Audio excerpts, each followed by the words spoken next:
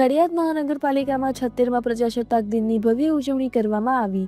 નડિયાદ મહાનગરપાલિકામાં પ્રથમવાર municipal commissioner G.H. સોલંકીએ ધ્વજવંદન કર્યું હતું। નડિયાદ મહાનગરપાલિકામાં યોજાયેલા કાર્યક્રમમાં કમિશનર સોલંકીએ ધ્વજવંદન બાદ શુભેચ્છાઓ પાઠવી હતી અને વૃક્ષારોપણ કાર્યક્રમ યોજાયો હતો। આ પ્રસંગે તેમણે નડિયાદની સુરત અને અમદાવાદની હરોળમાં લાવવાની પ્રતિબદ્ધતા વ્યક્ત કરી હતી। કાર્યક્રમમાં ડેપ્યુટી કમિશનર ધારાસભ્ય પંકજ દેસાઈ સહિત અનેક મહાનુભાવો ઉપસ્થિત રહ્યા હતા। Reporter Sachin Pandya, Nadiad, GPMC news 24/7 live.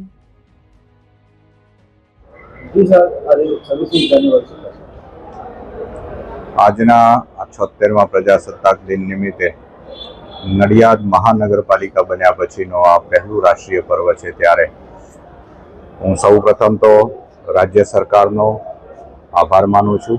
એમણે નડિયાદ શહેરને મહાનગરપાલિકા બનાવીને માનનીય વડાપ્રધાનશ્રીનું જે 2047નું વિકસિત ભારતનું સ્વપ્ન છે એને સાકાર કરવાના પ્રયત્નના ભાગરૂપે આ કોર્પોરેશનની રચના થઈ છે।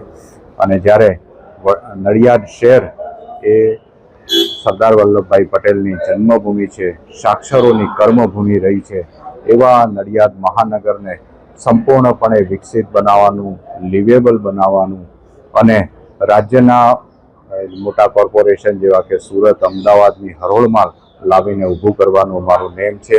આ માટે હું સમગ્ર શહેરીજનોને અને તમામ લોકોને આહ્વાન કરું છું। આ ભાગીદારી, એમના ભાગીદારી થકી જ આપણે આ મહાનગરપાલિકાને ચોક્કસપણે પ્રથમ સ્થાને મૂકીશું અને તમામ માળખાગત સુવિધાઓ, બાગ બગીચા, પ્રકૃતિ અને સંસ્કૃતિના જતન સાથે આ મહાનગરપાલિકાને સર્વશ્રેષ્ઠ મહાનગરપાલિકા બનાવીશું એવી અમારી નેમ છે।